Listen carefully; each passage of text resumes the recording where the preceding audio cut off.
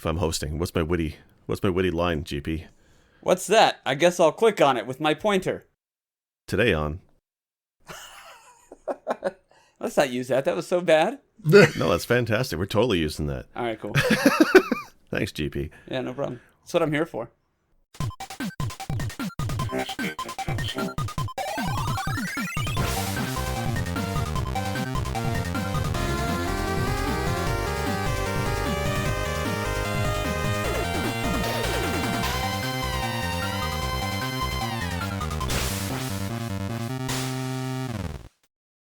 Welcome, everybody, to another episode of Press B to Cancel, the greatest podcast you'll listen to until those other guys come on. Anyway, I'm Sick Jake, your host this week, but never alone. No, sir.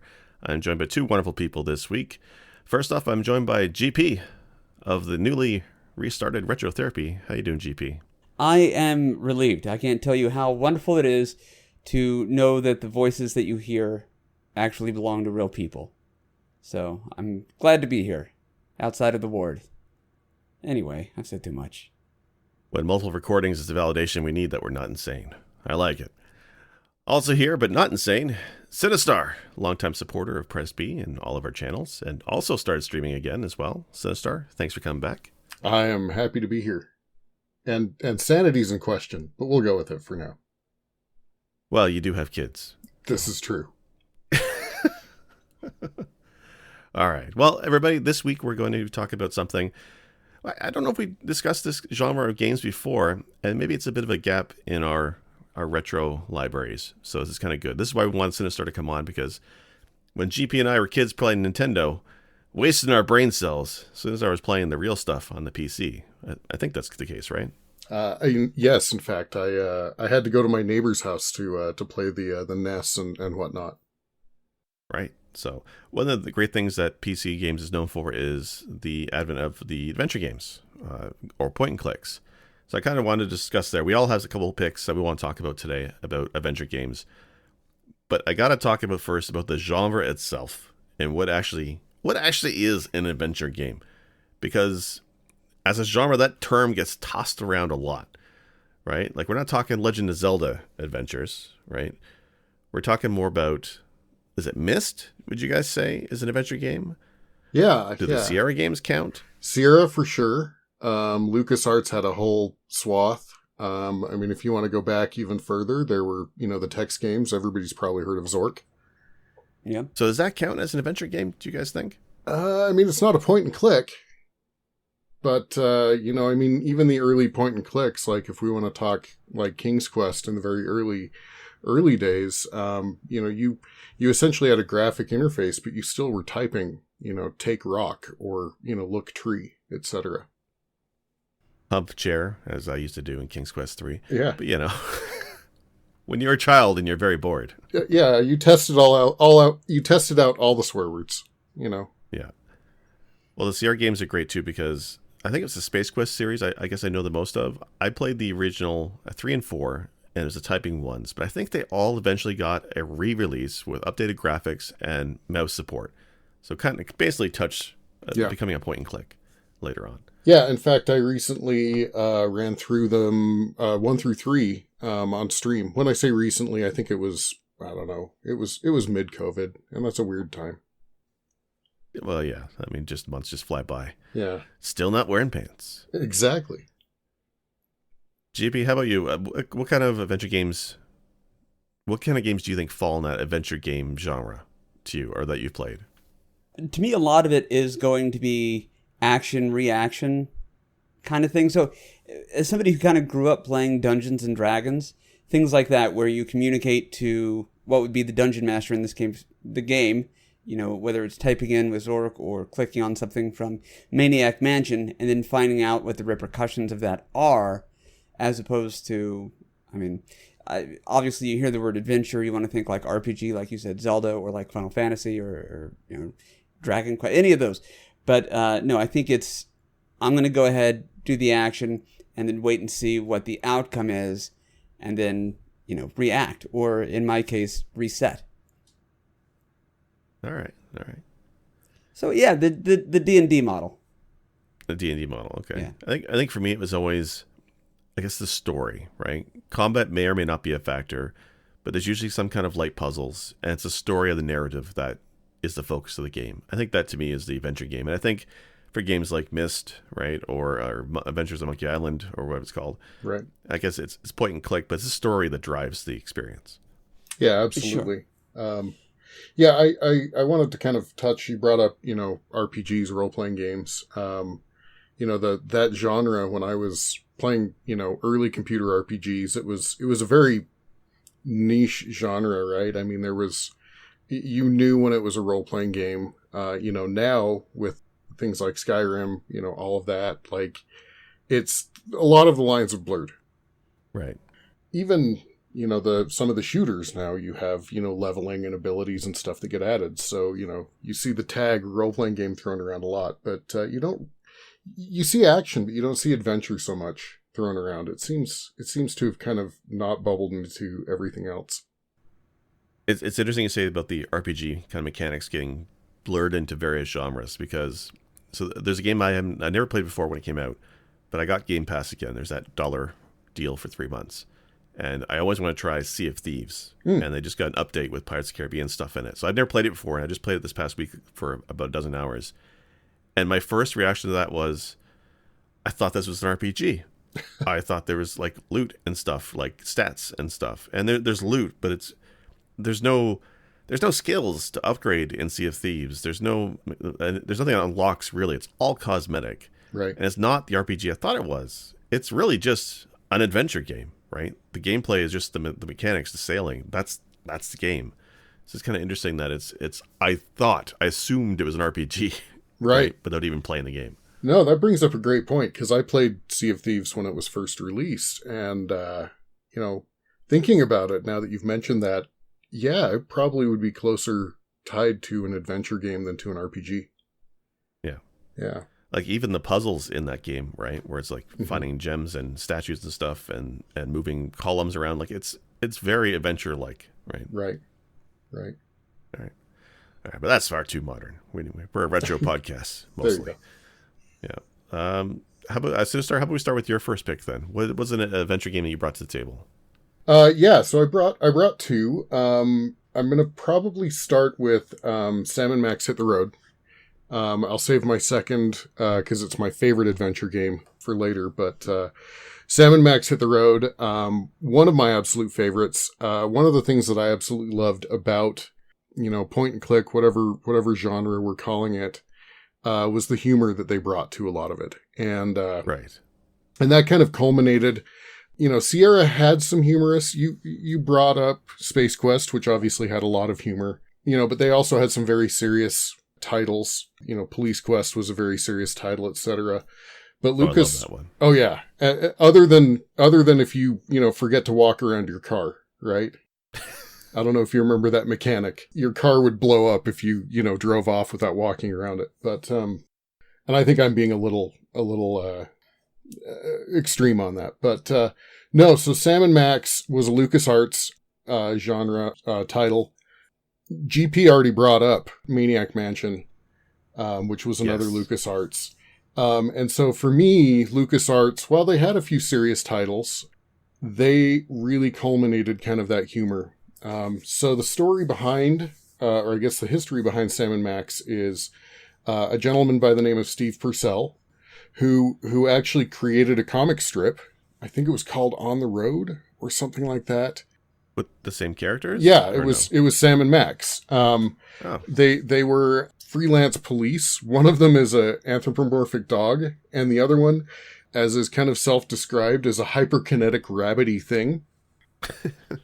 And then LucasArts actually hired Steve Purcell to come in and be an animator, and as part of it, he brought, his property, Sam & Max, in, and they made a game from it. And yeah, and it's just one of those, like the absurdity, it's all over the top. Some of my favorite things are at the very beginning, not to, spoiler warning, a little bit of a spoiler warning. This happens in the first 5 minutes of the game. During the intro, they take out this mad scientist who turns out is a robot and his head's a bomb. As you do. Yeah. Exactly. And they get into their, freelance police office, and Sam or Max says, I don't know if something's going on, if they're, ticks burrowing into my brain or something, but I hear a ticking. Sam says, oh yeah, we should probably dispose of that bomb. And they throw it out the window and they say, wow, I hope nobody was on that bus. And the other one says, yeah, at least anybody we know. And so it's that level of humor. Right. And then the kind of the premise of the game, you get called by the commissioner as the freelance police. You are called to go investigate the disappearance of a Bigfoot from a circus. Okay. And Trixie, the giraffe-necked girl. And that's kind of where it starts. And I love it because it continues into their kind of, I think they have a tie to some real landmarks. But you travel around the U.S., things like the biggest ball of yarn. There's another one called Frog Rock. In fact, if I remember right, Steve Purcell, or one of the creators, remembers as a kid going to Frog Rock and thinking, this doesn't really look like a frog. And so, but it's great. You travel around the U.S. It was one of the early kind of voice acting titles. Well, what year did this come out, actually? This came out in 93. Okay. Yeah. And everything that LucasArts did for a long time, and I may be misquoting here, it may have been the entire run, but they built an engine called Scum, which was famous. The scripting engine for Maniac Mansion, basically. And they just expanded it. And so that's kind of the rundown to Sam and Max. As with any and all, and I'll talk about this a little bit with my second title, but being that it's LucasArts, there are a number of throwbacks to other Lucas titles like Star Wars within the game. But yeah, I don't want to give too much away because it's well worth playing. Yeah, this is one where, I mean, I've heard of Sam Max, the characters, for years, but I never did play. Honestly, I didn't play a lot of these adventure games, and I feel like I really missed out on the LucasArts stuff because I was watching someone play Monkey Island, for example, and it's funny, right? The characters are great. So if Sam Max is close to that, I got to play it. So 93, is it all voice acted, or is there just certain scenes? I'm my mind palace may be a little fuzzy here, but if I remember right, I think it was only released on CD. I don't think there was a disc version, and so I think as far as I've played it, it's all voice acted. That's awesome. Yeah. Yeah, it was the benefit of the CD-ROMs, right? Because for sure. So much more space, and they just really fill these things with audio. Absolutely. Which is great. Well, I was going to say, looking at the Internet Mind Palace, it does say it was one of the first to incorporate full voice talent. So. Oh, wow. Yeah. Yeah, because if I'm not wrong, I think it was Maniac Mansion didn't have music, I think, for example, when it came out on PC. It wasn't until the NES version that got the soundtrack. Oh, that's interesting. I think so. I have to check that out. Yeah. GP, have you heard of Sam Max? Yes, but mostly it's like 15 minutes ago. Just today. Fantastic. No. And I gotta apologize. I kind of misunderstood the assignment for the episode. Like, I'll bring some heat and some good points, of course, but I'm mostly here for the ride now with you and Sinistar. So consider me part of the audience that can just interact and throw in a couple of things here and there. Absolutely. It's all right. Yeah. I'm so sorry. Well, that's the thing. So maybe you'll feel better when I give my pick, because, like I said, this genre is a strange one, right? It's very, when you drill it down and think about it, it's a lot more expensive than we think about. When we first mentioned point and clicks, right? Only at first I wasn't thinking Sierra stuff, but I think it definitely applies. I wasn't thinking Telltale stuff, but I think it applies. Like this is a genre that's been around for decades, and it's really evolved over the years. And sometimes those lines get blurred, but that's interesting. Now I'm second guessing myself on the PC Maniac Mansion soundtrack, so I could be wrong. So feel free to tell me I'm wrong on Twitter at PressB to cancel. if I remember right, and this is, one of the things that my brain does incredibly well is Cole's knowledge that, is old. And so for me, I think that they even did a remake of Maniac Mansion. Either way, even if you play the original, it's fantastic. And then just a quick call out to the follow up. Actually, I can probably talk a little bit more about that with my next game, but really quick, Day of the Tentacle, another fantastic title, which was the follow up to Maniac Mansion. There was a follow up to Maniac Mansion. There was no music. Sorry. I was right. There's only music at the beginning and the end. There was no music for the rest of the game. It was completely separate until the NES version, which had that looping song. Anyway, Day of the Tentacle. Yes, that was a sequel to Maniac Mansion. If you want, go ahead and talk about it. I heard it's one I have not played yet again, but I heard it was really good. Just to make sure I heard right, is it Dan and the Tentacles, such as there's a guy named Dan carrying a tentacle, or is there a tentacle named Dan? It's Day of the Tentacle. Oh, I'm sorry. I said Dan. I meant Dave. I'm so sorry. But it's neither. I was wrong on both counts. Day of the Tentacle. But you do bring up, you said, is it a tentacle named, it is there is a tentacle that is kind of the main bad guy. And, by the way, if I can call myself out a little bit here. Yeah. As you know, I'm a huge Mr., fan. Right. Day of the Tentacle runs fantastically on the Mister, and especially if you have the MT32 Pi stuff, because it does have that MT32 audio. And so at some point I'm going to play through that on my stream. But yeah. Was it a CD game or a disc game? And it was a CD game because it also is a full talkie. And that runs fine on the Mister? Uh-huh. Yeah, in fact, I really need to get into that core. Like I love a Mister, but I've only touched the surface of the PC stuff. I really need to get that DOS core up and go. We'll talk. Yeah. No, Day of the Tentacle. That's awesome. Great. So the whole premise behind Day of the Tentacle was they kind of wanted to make it. What was it? That you were in one of the old cartoons. Like you were kind of the bumbling, almost Scooby-Doo style. Going through the house, trying to figure out, but also, when I say Scooby-Doo, it's kind of like everybody was Shaggy of a different type. Okay. Like nobody there is really constant stoned. Well, there is definitely one character. Is this a hentai? Because I might have seen this. That's wrong kind of tentacle. Yes. Okay. Yeah. Okay. So no, it's not. So no, I haven't. Okay. That's fine. Yeah. But GP, if you played Maniac Mansion, definitely suggest Day of the Tentacle. Well, okay, so here's the thing. I've played the opener of Maniac Mansion. I don't want to. I'll have my time in the sun here in a few minutes. I want to keep listening. Yeah.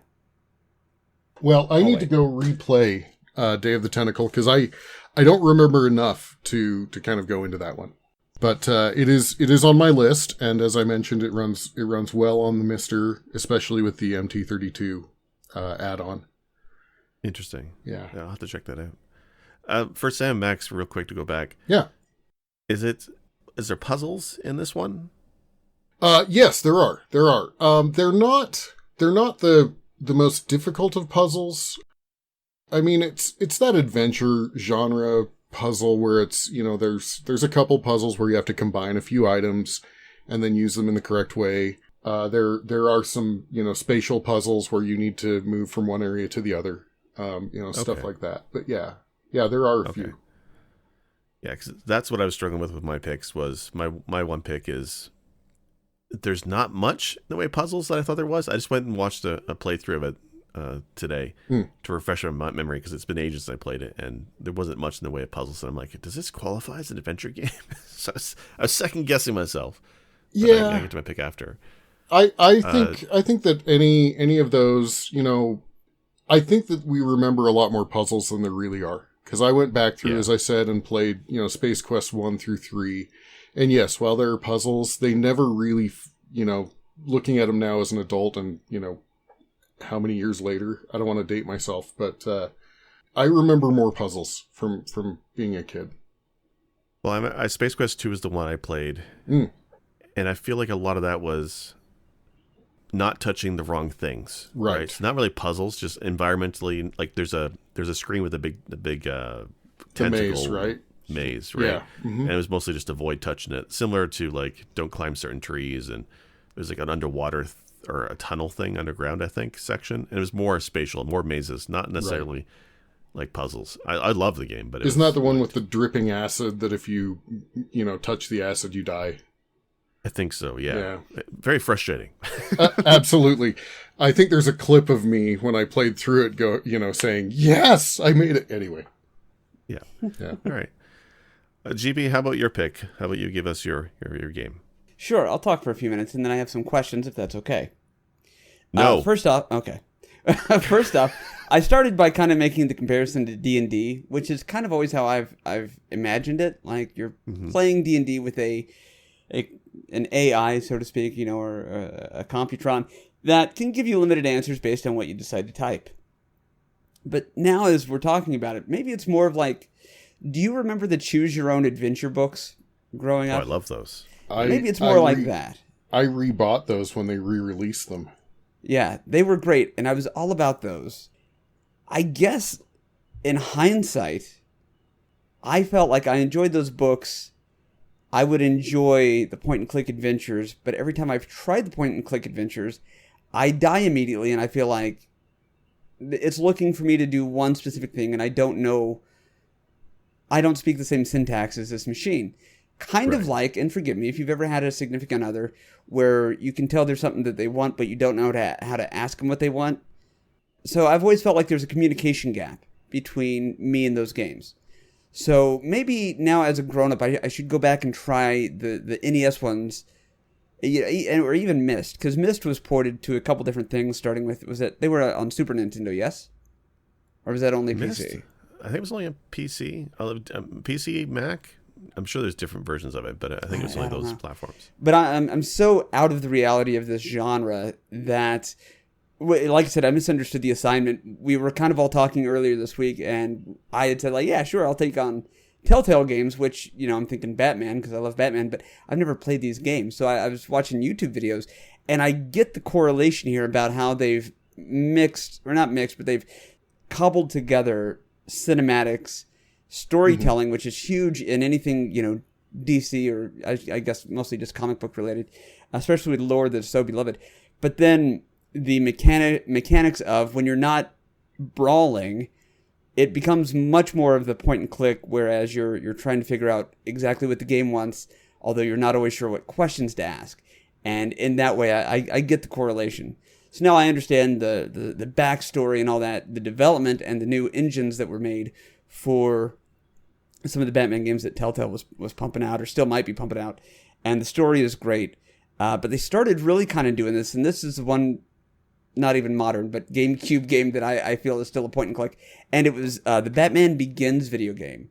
So they created this game that is a lot of stealth stuff, but other than that, it really is point and click. You've got a set number of keys that you can use, and then you've got your lock picks, which you can only use so many times before they break. You've got to try to figure out which ones to get into. You got to do it in a certain rhythm. And it is very much, what's the word I'm looking for? Algorithmic, where it's if this, then this. If this, try again, or go back to this place. I don't think that that's something I would have ever put together had I not misunderstood the assignment like I did. But now that I did, it's on my radar for shit that I need to try again. Does that make sense? Oh, for Yeah, sure. no, totally. Okay. Yeah. So I'm not speaking the same language you guys are, but I'm thrilled to be listening to it. And it's kind of putting that spark in me of like, I did all those blind runs and first playthroughs before. I've started, was it Maniac Mansion or Uninvited or Shadowgate, where like you're in a car that breaks down, then you find the house and you've got to try to go through it? Trying to think now. Was that Uninvited? Uninvited was the haunted house, right? Yeah, I think maybe that's what I'm thinking of. As was Maniac Mansion, though, right? So okay, well, so either one. I mean, not so much haunted, I guess, but still, yeah. But I equate it to creepiness and jump scares, and then basically just hit reset. And so I never made it far. I don't think I had the syntax, the vocabulary to appreciate these games growing up.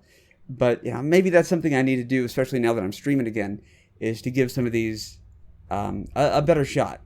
And again, having just grown up on Nintendo and Sega products, I can't say I know much about PC stuff, but that's absolutely stuff that is widely available to just about everybody now.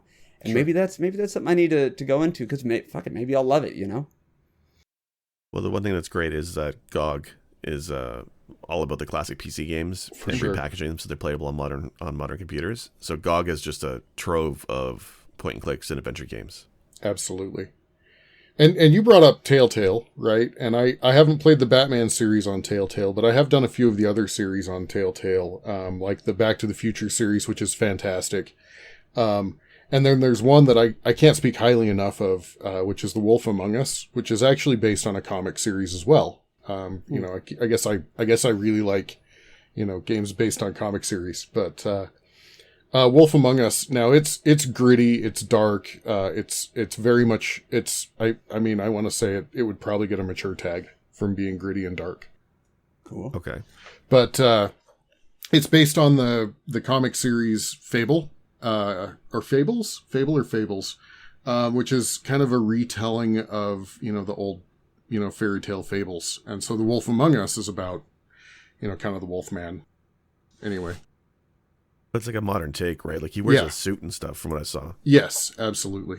And it has a handful of quick time events. So, you know, once again, we've gone away from that point and click to, you know, I mean, you do move around the game. You do, you know, look at different things to investigate, but then you do go into some scenes where it's like, you know, you have a moment to press, you know, the correct button, etc., or else you know, suffer some consequence.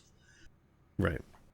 Yeah. I don't think I played that one. I played the first Walking Dead episode, and I always meant to go back when they were finished, but I never did. Right. But the one thing that struck me weird about that one is you're given choices as you play through the episodes of Telltale games, and I think it's the thing they do in all of them.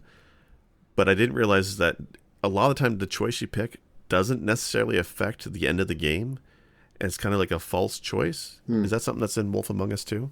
No, Wolf Among Us. So I played, you know, I played through at least, I think they had a series after the one I played, if I remember right, but it definitely did affect, you know, like the next episode, you know, either some, you know, person that, or, you know, NPC is, to use that term, is either missing or gone or treats you differently. And so, yeah, it definitely felt like that there was a definite effect on the game based on the choices you made. Okay, that's good. Yeah. Yeah, because that's like, when you think adventure games, replayability is usually not part of the genre, right? Right. So to find out that there's actually like a consequence and changes in story to your decisions, that makes it a little bit better that you can go back and replay these. Yeah, absolutely. Yeah, back in the day, you know, this concept of multiple endings wasn't such a big thing, right? In fact, I think there are some games that I didn't realize had multiple endings because it wasn't a thing that did back in the day. Like, correct me if I'm wrong, but doesn't, like, Metroid or something have different endings? I don't remember. It does. I mean, they're not. I mean, it's Nintendo, so they're not drastically different. Yeah. But depending on how fast you beat the game, I think it was. Well, for the Super Nintendo one especially, depending on how fast you beat it, you get a sexier Samus, basically, right? If you beat it under X hours, she takes her helmet off. You beat it under 3 hours, and she's in a swimsuit. Oh, wow. I want to say the Nintendo one was the same, but I'm not quite sure. Samus in a swimsuit. This is something I haven't tracked. Yeah. There's a whole... Well, in the NES version, it's more of a leotard, something you would see in Flashdance. Yeah. But wait, this begs the question. Wait, Samus is a girl? Oh, funny. Yeah. But I have all those magazines. Wow. My life choices are so much different now. The original pinup girl. Now, Samus is a fantastic character. I love the Metroid series, but that's a whole other episode. Absolutely. I'm going to write that one down, though, because that's a good topic. I love Metroid. Okay, so not Samus just as a topic, but the entire series of Metroid? Well, yeah, she's the main part of the series, though, right? Yeah, her and that dude, like the main character that you play as. But Funny. yeah, Samus is Mother Brain, right? Yeah. Well, okay. I gotta end this now. So Samus is right. the Metroid, yes? Yeah. Okay. Uh-huh. Anyway, yeah.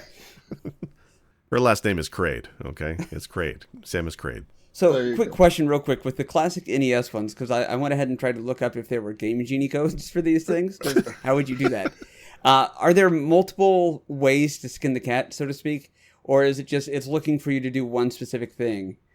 You're talking adventure games now, right? Right. Yeah. Sorry. Yeah, okay. generally back then, it was really kind of one way to skin the cat. Now, really where you kind of got the different choice was sometimes you could do things in different orders. Okay. But obviously, like if it was something where you had to combine, not once again a little bit of a spoiler warning in Sam and Max. There's a couple items. You get one that's the extendable, I guess fire poker thingy, and then you get a Bigfoot hand and you attach them together so that you can go grab things. And so obviously you have to do those in a particular order, and then anything you need to grab, you have to have already done that. But, there are pieces of the game that you can do out of order. So that's really kind of where you get your choice. Gotcha. But ultimately it's so how is this different than Portal? Portal, not a point and click, I'm assuming, but kind of it is, right? No, it's not. It's looking for you to do the one thing. I mean, it's a point and click in that you aim your first person character and you click your mouse, right? So you're pointing and then you're clicking. I mean, we're back to the idea of, is what defines the adventure genre, because in a lot of ways, Portal could be, construed as, because while there is a little bit of, I guess, combat-ish stuff in Portal, once again, it's kind of a migration from point and click. I could see how Portal could be a first-person adventure, right? Well, Portal 2 especially has that strong narrative through the whole thing. Oh, yeah. If it wasn't as so focused on the puzzles, right? Right. If they went further with the story, I think Portal 2 could have been an adventure game in a different life. Gotcha. Absolutely. Okay. Yeah. So again, it's like just all I need to know is that I'm not stupid, that I'm not crazy. I can handle stupid. I could probably handle crazy. Yeah. I think there's a lot of, I think that there is very little, strong genre walls anymore, right? And so, back in the day, like an RPG, as I talked about, you had a party of adventurers, like, whether it's Final Fantasy or Bard's Tale, you had a party. Everybody had stats, you leveled up, you had, you earned spells, it was a form and function genre. And now, I see games that are like, Prince of Persia: Sands of Time, titled as an RPG. I was like, that's odd. That's odd to me. No. Maybe I'm going a RPG little extreme. mechanics in it? No, I don't think so. But Okay. I think that there's kind of this idea as well that maybe now an RPG is, hey, you're playing a character, right? I mean, maybe that's part of it too. Right.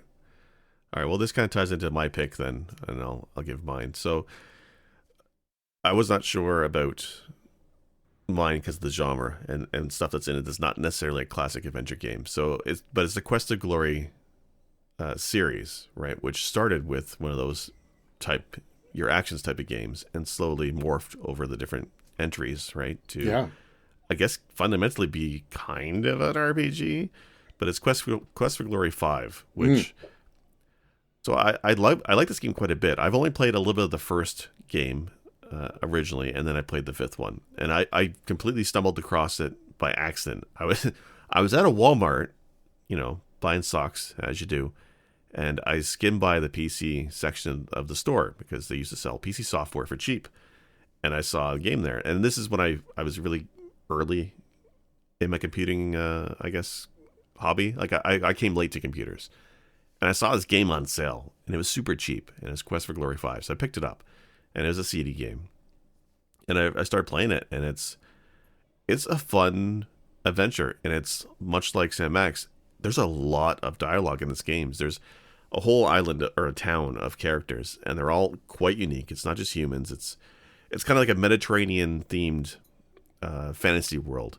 And there's wizards, and then there's, centurions and Roman guards and stuff, but then a lot of the townspeople are like talking dogs and cat people and stuff. It's just really out there. Like one of the characters is literally a Tauros. He's a bull person, right? It's crazy, but it's kind of like it carries the same story from the original first game in the 80s all the way up to the fifth game.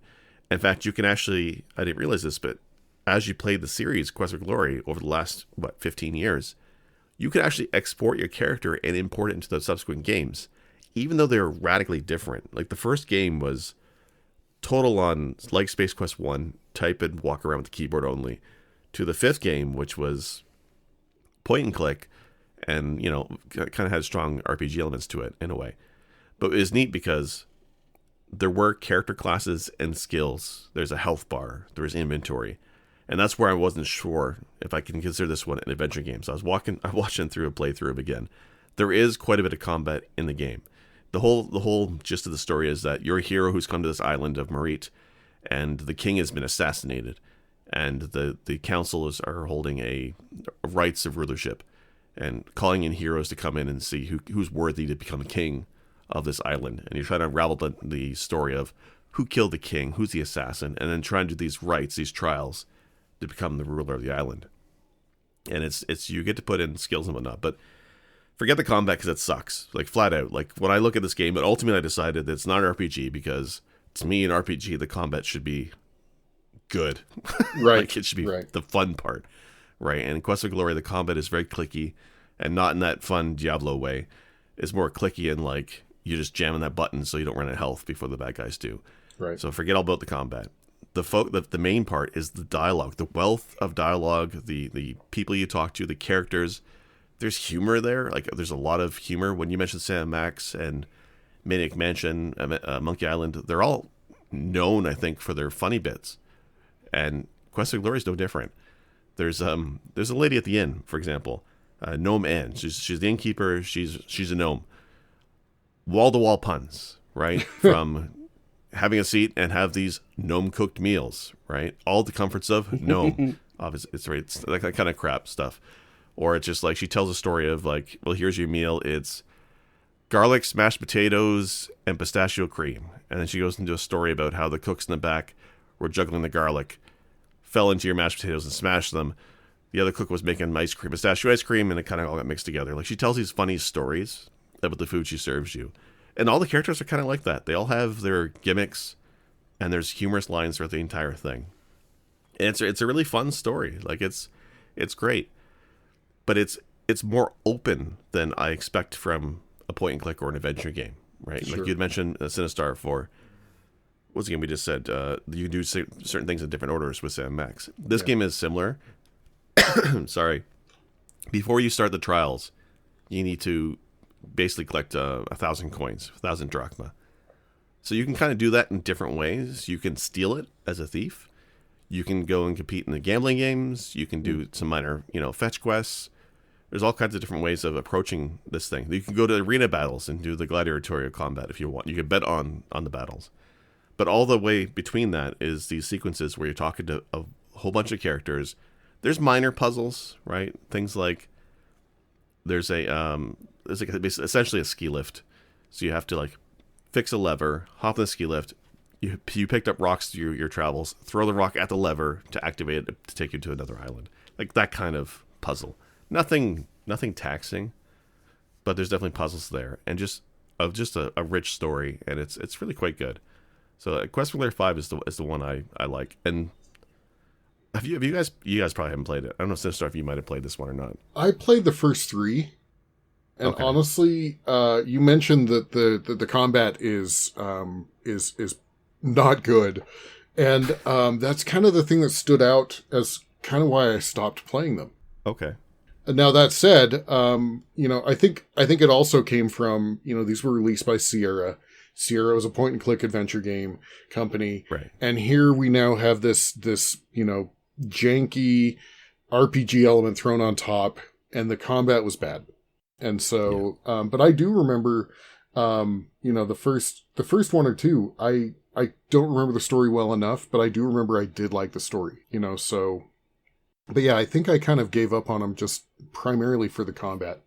I probably should pick those back up.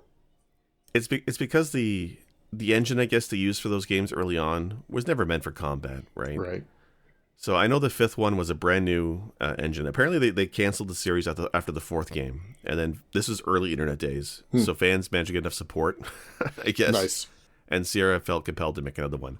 So they found one of the original creators of the series and gave them a ton of money, and they built it from the ground up. Apparently, they wanted to make it a multiplayer game. I guess they got squished through development. It's the early 3D graphics, which is I guess why I like it so much. You know, when you see the early PlayStation or PC games that had pre-rendered cutscenes, but you try and you question why they're pre-rendered because they're not that good. Yes. Yeah, like Diablo 1 cutscenes, they're good, but they're not that good, right? Like, it's really bad 3D models, and this game is full of that. But the actual game itself, pre-rendered backgrounds all look great. The characters, although grainy, are really diverse. You see all the armor and weapons on your character. They show up on your character. And it's just really impressive. And just because it was a CD game, they took full advantage with the music, like full orchestral score. And it's really quite good for music in a game. Oh, sure. I mean, Sierra, back in the day, we talked about the MT32 Pi on the Mister. You know, the MT32 original device, Sierra actually became a reseller for it in the States. Oh, really? Yeah, and so they actually hired actual composers to come in and do the soundtracks for these games. And so, yeah, that Sierra kind of led that. Yeah, see, Sierra, you're right about their music. One of my favorite soundtracks of all time was Arcanum. It's an all-string soundtrack. It's freaking amazing. It's a Sierra game. I'll have to go listen to that one. Yeah. Sinistar, how about you give us your second pick? Absolutely. So we touched on Maniac Mansion and Day of the Tentacle, and that's important because there's a gentleman by the name of Tim Schafer who has a lot of fame in the adventure game world, still active today. He was one of the primaries on Day of the Tentacle. He was one of the primaries on Monkey Island. And then basically after Day of the Tentacle, LucasArts decided that he was, good enough that they gave him, free reign to do, his own game essentially. And this led to Full Throttle. And Full Throttle is, this amazing tale, of a biker gang. And it's one of these, like Tim Schafer talks about, when he pitched this, people were like, so are these going to be, are they going to be, out there beating people up and swilling, alcohol and doing drugs, etc. And he said, no, these are going to be likable, biker gangs. Which led to the main character, Ben, which by the way, once again, LucasArts, they, tongue in cheek, they did the Star Wars, throwback. There's literally the line, Ben, you're my only hope, in the game. As well as a few other things like there. If you pay close enough attention without giving too many spoilers, you'll see, an Empire tattoo, a Rebel tattoo, in the game, etc. But, this was, it took kind of that talkie to the next level, that adventure game talkie. They hired a cast, including Mark Hamill and Maurice LaMarche. Mark Hamill. Mark Hamill plays the main antagonist. Okay. Yeah. And Tress McNeil is in it. So a lot of these people that in fact, Maurice LaMarche, the character that he voices, sounds like the Brain. I was gonna say, because that's how I know him is the Brain, but he's freaking in everything. He's fantastic. Yeah, so he plays, and I can't remember the character's name, Nestor. The character's name Nestor, and Nestor sounds exactly like the Brain. So it takes kind of that level of that LucasArts humor, that adventure humor, so much to the next level. And then this one definitely has a higher quantity of puzzles. And when I say puzzles, without giving too much away, at the beginning, you have to have your bike repaired. And so in order to repair your bike, you have to find, particular parts. And in order to get these parts, you have to solve, a junkyard dog that attacks you. And how do you figure out how to get past the junkyard dog? There's a part where you have to go find a welding torch. And, so To fight off a dog? you don't fight off the dog. It's an interesting puzzle. I'm not going to give it away. So, okay. Let's not get PETA involved. No. Okay. So to not get PETA involved, you trap the dog.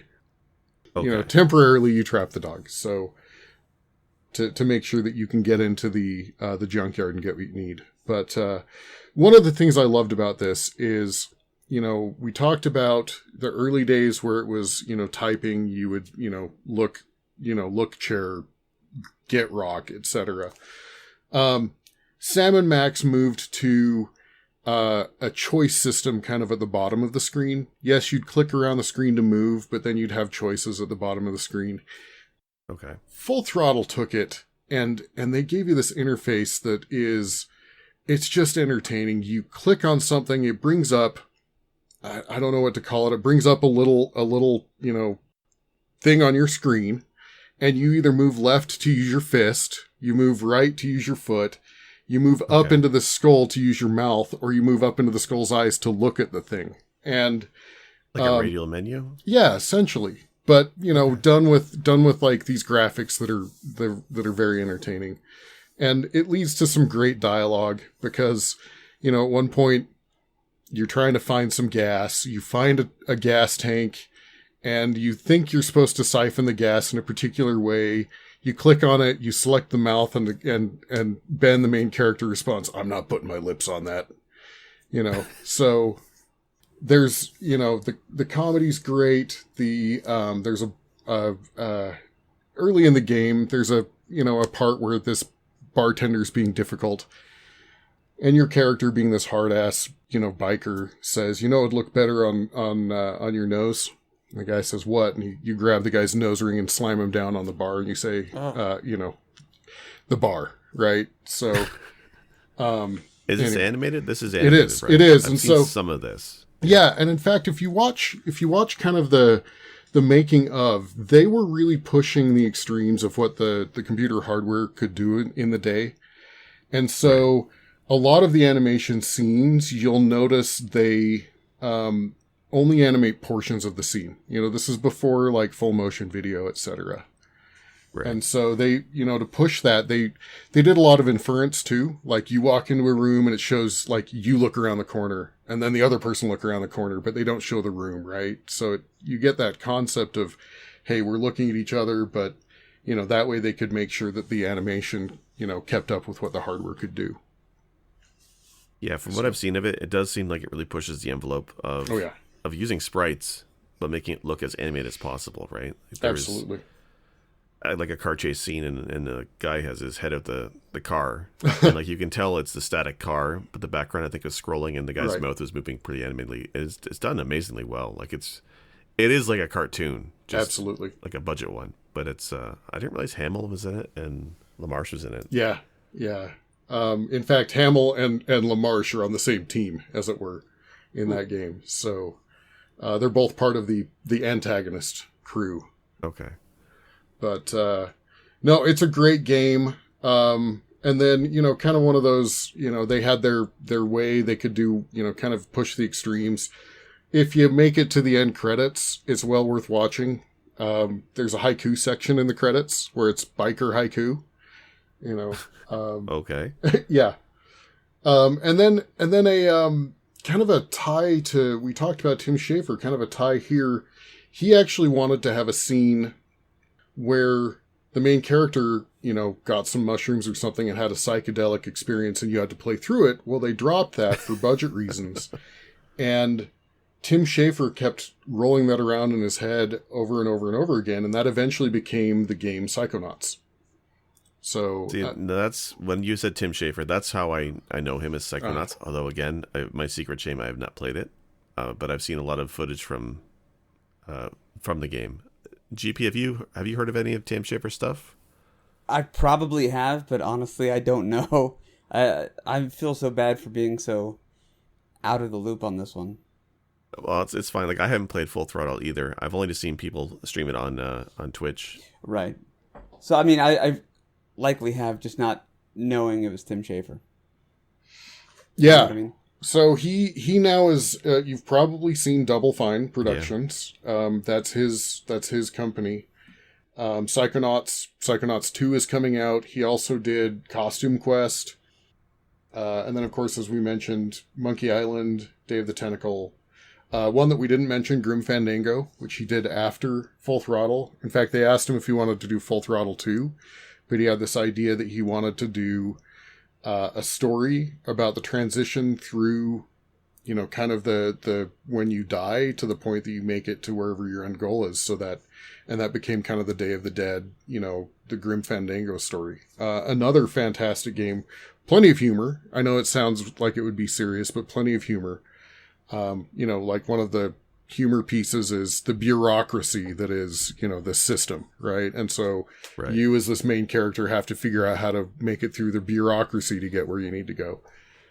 Yeah, when I was looking at my game, the Quest for Glory 5 released the same year as Grim Fandango. So when it came to the end of the year Game Awards for these things, a lot were giving it to Grim Fandango. Sure. So that's one I always wish I went back to play. So I'm just going off this stuff. Are you guys familiar with the band The Talking Heads? Oh, yeah. Would you say that these kind of games are like the Thinking Man's games, like the Talking Heads were Thinking Man's rock? Like, it just sounds to me like everybody in the room developing these games was just listening to Psycho Killer and thinking, how do we turn this kind of feeling into a video game? Because, like, that's...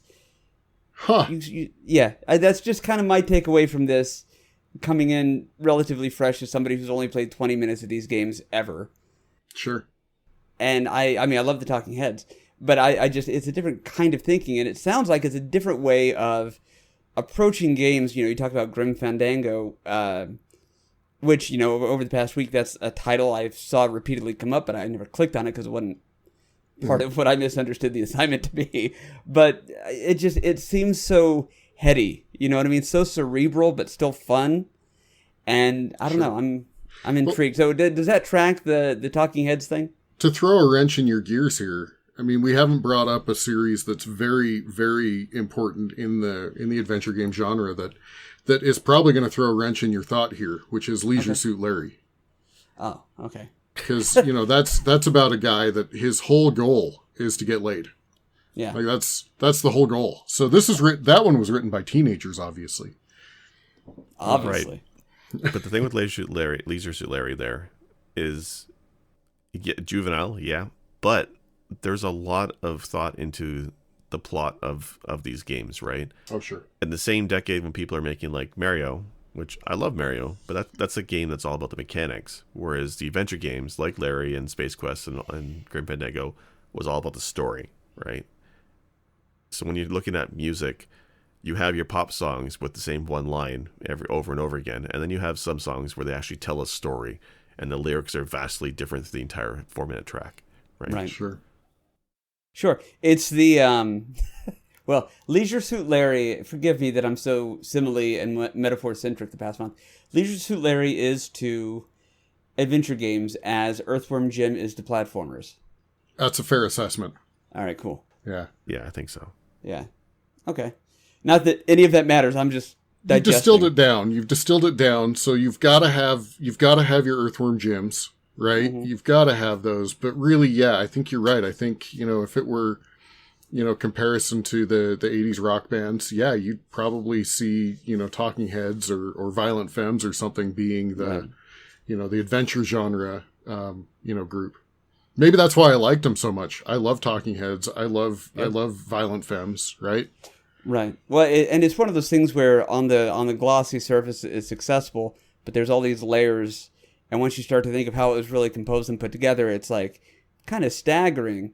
And it seems like that because all these things that I've seen and researched and the little bit that I've played are like, man, that looks awesome. But there's, it's the iceberg, the tip of the iceberg. There's a whole lot under the surface. But again, these are just thoughts from a casual observer who's playing the part of the audience. So thank you. Now you brought up, you brought up music, which I was going to bring up as part of Full Throttle. The soundtrack for Full Throttle is amazing. They actually, and I don't know this band other than Full Throttle, but a San Francisco band by the name of the Gone Jackals. Nope. Don't think I've heard of them. I don't know them. Yeah, the soundtrack is, I mean, it very much tracks with that biker, genre soundtrack. So, did any of you play the what were those bike games where you beat up the other bikers? Road Rash. Yeah, did you ever play Road Rash? In fact, funny enough, they wanted to bring in Soundgarden to do the soundtrack for Full Throttle. Oh, that'd have been great. Oh, really? Yeah. Interesting. It's great that they want to bring an actual band and not just do the music in-house, which is really interesting to me. Right. Yeah. So, and I guess Soundgarden decided to go do Road Rash instead. So, but Cool. no, well done soundtrack for Full Throttle for sure. Yeah, I think of all the adventure games, I think that's the one I want to play the most because I've seen a few people play it recently, and I didn't want. The thing with these games is I don't want to watch too much of them on YouTube or on Twitch because I don't want to spoil the story because I feel like I'm only going to play it once. Right. But these things are never short. That's the other problem I have, right? Sure. Now, Full Throttle is one of the shorter in the genre. In fact, that's kind of one of the running jokes is I think Tim Schafer was quoted in an interview saying one day that, if he walks into a bar and all these, bikers get angry at him because he made such a short biker game. But it is well worth it. And by the way, to go to playing it now, there is a remastered version that I haven't played, but I've heard it was well received and well done. I'll have to check that out because I know there's a remaster of Monkey Island that people like, but there's a couple of choices they made with the dialogue that people didn't care for. So I'm gonna have to look up this one. I think it's great that Tim Schafer is, like you said, still around today making games. Double Fine actually got bought out by Microsoft, so he's at Microsoft now making games. Oh wow! And it's great because I always felt like, especially recently, his ideas for games were not mainstream enough to probably get the funding. I know he had to go to Kickstarter for one or two of them.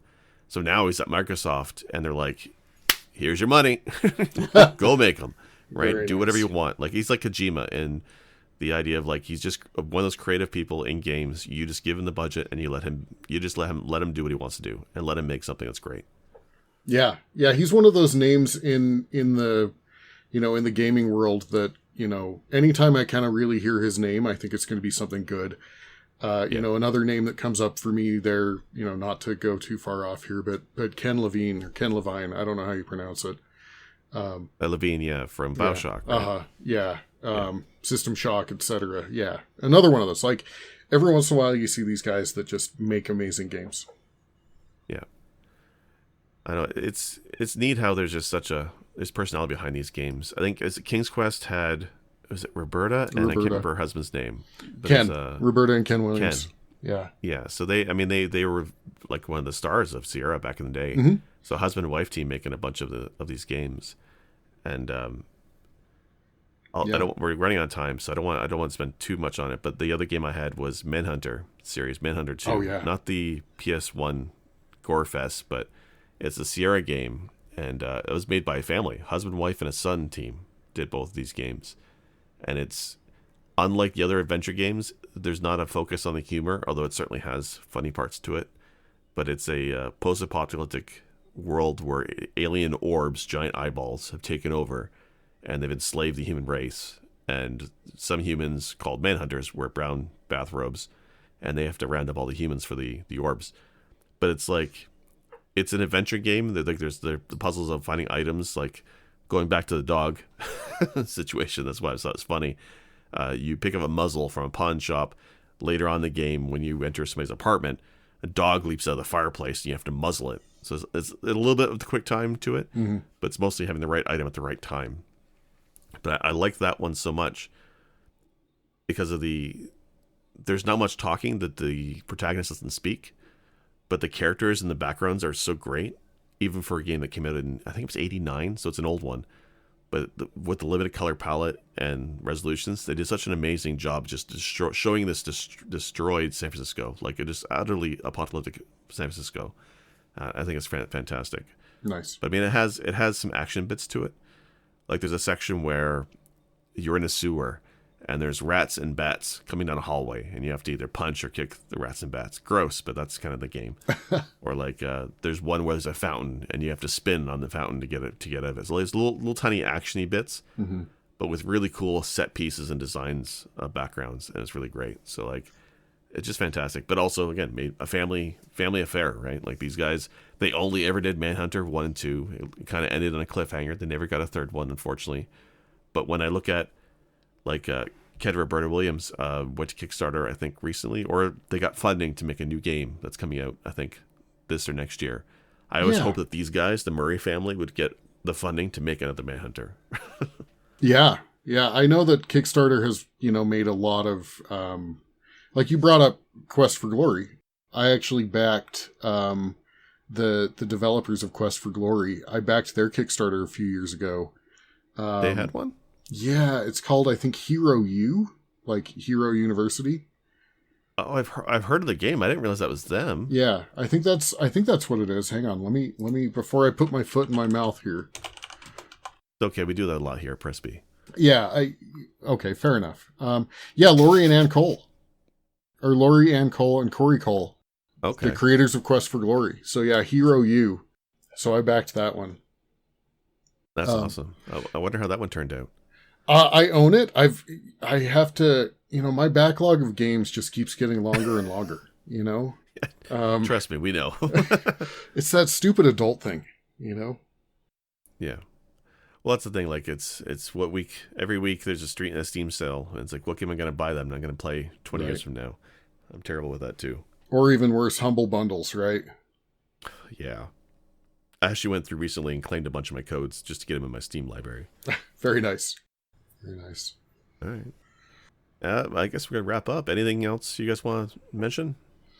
I mean, we could talk for a long time, right? Because there are a lot of other, groups that did these games. I don't know. Maybe someday we'll have another talk about it, because like Access did a whole series, etc. But yeah.